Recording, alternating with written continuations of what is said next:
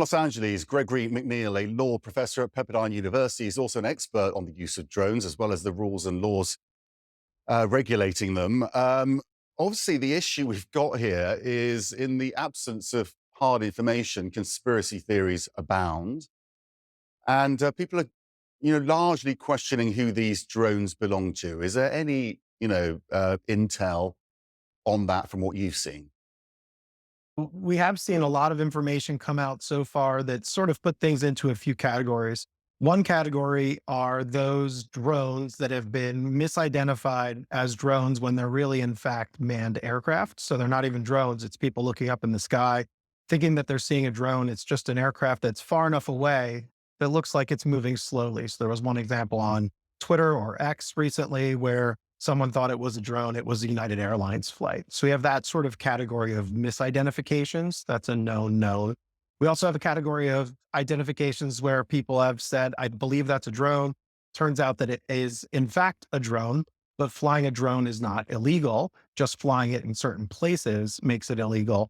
And then I think the last category is this curious category. It's very small, of aircraft that are just not able to be identified as drones. They might be, or are not able to be identified as manned aircraft. They might also be those, or they could be something entirely unknown to us. And I think that's the category that has ignited this social panic. If I can just ask you head on, people are saying the government doesn't know anything about these drones, and lots of people saying they do. How do we differentiate the truth there when we're not actually being told? Yeah, I think we want to look a little bit at the numbers. So there are over 1 million registered drones in the United States. There are more than that number of drones because many people choose to not register them. Then the White House recently had a call with the FBI, sponsored a call, had the FBI on the line where they created a tip line. They received 5,000 tips over the tip line. They determined that only 100 of those were even worthy of investigating. And the reason for that is that a lot of the aircraft that people are identifying as suspicious or as drones are ending up being aircraft that are following the exact same approach patterns as manned aircraft that are landing at Newark Airport or JFK or wherever else. And so you start to see this funneling down to the categories of drones that are really important for us to care about.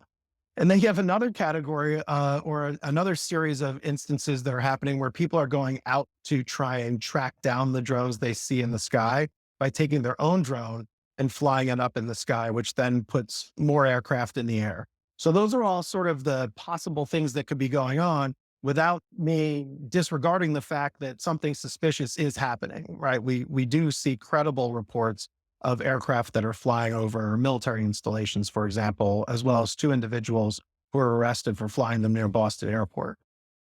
How does the government address this? Do they just come out with all the information they've got, or what? Because it's starting to, you know, we've got a different issue here. It's beyond the drones. It's the public concern about what's going on here, which needs to be calmed.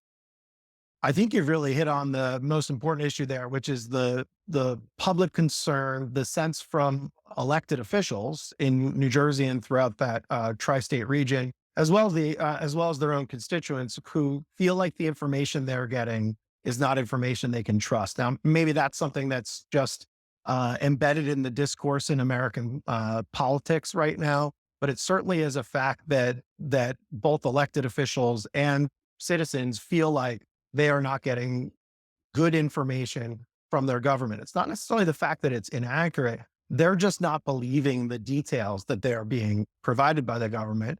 Part of that might be like if you go all the way back to the Chinese spy balloon that was flying over the United States, there was a long period of time there where not much information was being put out. Then the American public didn't see much action. Then after the fact, the information that they got ended up being incorrect from the Department of Defense. So you have a lot of people who are mistrusting the government using that one example as one of many reasons why they don't trust the information that they're getting.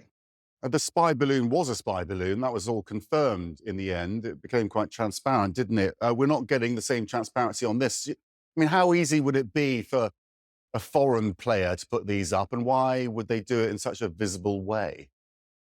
Yeah, I think they wouldn't do it in such a visible way, right? If you're trying to surveil a military installation, you're probably not going to have red and green blinking lights and a strobe light on your drone. Although there is a circumstance here where maybe an individual or a group of individuals will purposely test it in an obvious way to make their drones seen so they could see what the response mechanisms are, to see what the government does and how it responds to a known visible threat, which would then give them some insight into what they could do if they didn't have those lights on or they weren't broadcasting remote identification. So that is a possibility, I think, that the intelligence community is talking about. But for the most part, if someone wants to do something harmful, they won't do it with lights on their drones. They'll fly them surreptitiously and at a high rate of speed into sensitive areas. Okay, Gregory McNeal, really appreciate hearing from you today. I think everyone looking to the authorities for some more information as they get up on this Monday morning. Thank you.